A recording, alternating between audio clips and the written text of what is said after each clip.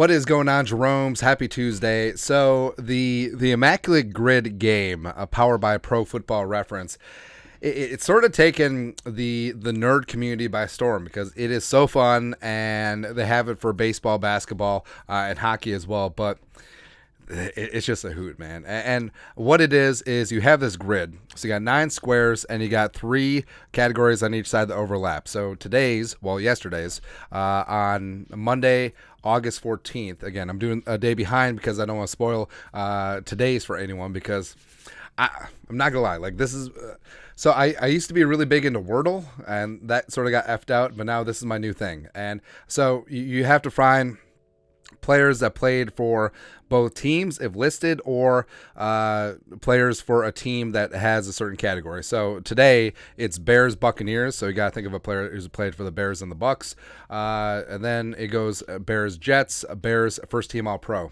which trying to think of a Bears first team all pro, it's gonna be a little bit tough, and so on and so forth. And it's been popularized, a lot of people are playing it, and the Vikings quarterback room, a great article written by our friend Lindsey Young, how Kirk Cousins and Vikings quarterback come to score 23 in Immaculate Grid. So you get the more rare your answer is, the lower your score is. So you want as low of a score as possible. You only have 9 guesses, so if you slip up on one, you're not gonna have a perfect grid for the day. The easy answers obviously are higher points, but sometimes it's just getting something on the plate. It's like at the end of Top Chef, just get something out there, man. But this is a lot of fun. I highly suggest it. And again, if you're a nerd like me, and like sometimes I will just go through old box scores or go down rabbit holes. It's like, oh, how many teams did the nose tackle Jamal Williams play for? All that stuff. Or how many teams did Josh Johnson actually played for? So there's a couple things. Josh Johnson and Ryan Fitzpatrick are like the Helen Keller cards. Like they're just, it's like a free space. It's like, so just glancing here. So Fitztragic would count Texans Bucks, yes. Texans Jets, yes, that would count. He didn't play for the Bears though, did he? No. Anyways, so we're going to dive on into this bad boy. Again, this is Mondays from August 14th, so I'm not spoiling today's, which is on Tuesday. So, again, also the challenging thing, players acquired in the offseason won't qualify for their new team until they appear in one game. So players that are on a team but don't actually play, they don't count because they haven't registered any stats. Again, this is powered by Pro Football Reference's fantastic stat department. And players that were in camp, they don't count either because they didn't register a regular season stat. So it's a little bit tricky in that regard. So starting off the top. So what I like to do is take the rows. Take the columns. Nailed it. And think of teams, think of players or whatever from there. So the Buccaneers. So we got the Bears, Chargers, and Texans are a crossover team. So the Buccaneers, I mean, it's a pretty transient team from back in the day. Think of like Warwick Dunn, John Lynch, no. Tom Brady, no. McCardle. Ooh. I also love using Coach McCardle whenever I can. So McCardle played for the Bucks. He originally was of Washington, and of course with Jacksonville. I think he had some time with the Chargers. McCardle, no Bears. McCardle, no Texans. All right, so we're gonna take a shot. I'm gonna see if I can just foobar my grid right away. So we're going to guess. Does that come up? Yeah, there you go. All right, so we're gonna guess Keenan McCardle. Boop.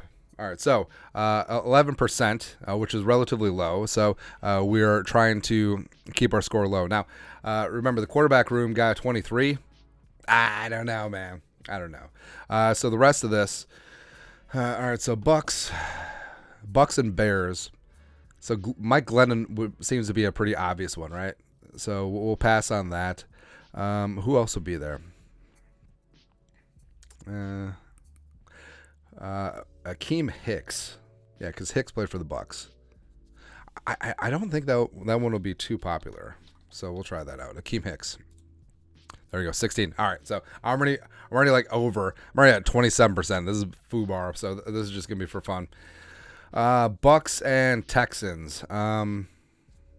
I mean, do we just use our Ryan Fitzpatrick one? Yeah, why not? Yeah. Yeah, 56%. Yeah, so this one just sucks. We're not going deep cuts on this one. Let's see here. Bears and the Jets. So Matt Forte would be the obvious one, right? Matt Forte. I think Rick Meyer played for both teams. Simeon. Yeah, Simeon played for the Jets, right? Yeah, let's try that one. All right, Vikings legend Trevor Simeon. Nailed it. Ooh, 0.9. It's pretty damn good, man. It's your Jets Chargers. Oh, I also enjoy using my guy Lorenzo Neal because fullbacks make fullbacks great again. Lorenzo Neal. Yeah, the pride of Fresno. Let's go. Let's go. That was pretty low. All right, so Jets and Texans. So I already used Fitz. Jets and Texans crossover there.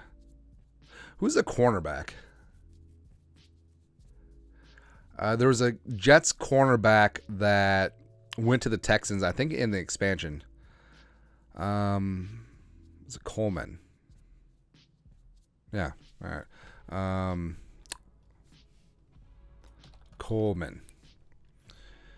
Marco. What was it? I think it was Marcus. All right, Marcus Coleman.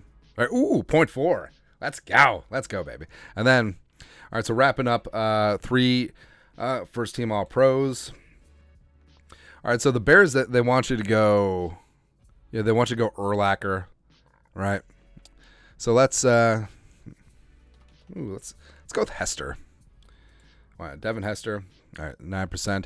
Chargers.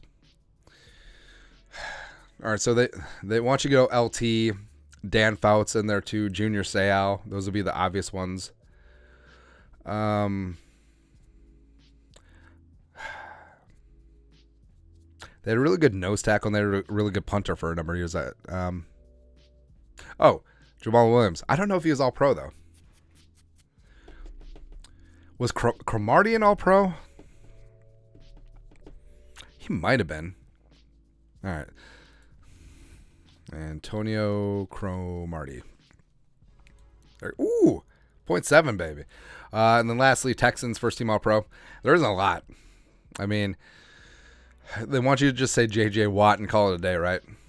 But I'm pretty sure that Arian Foster was a first team all pro. Tunsil wasn't a first team all pro, was he? No. Yeah. All right, so we'll just toss Arian Foster in. All right, what we got? Ooh.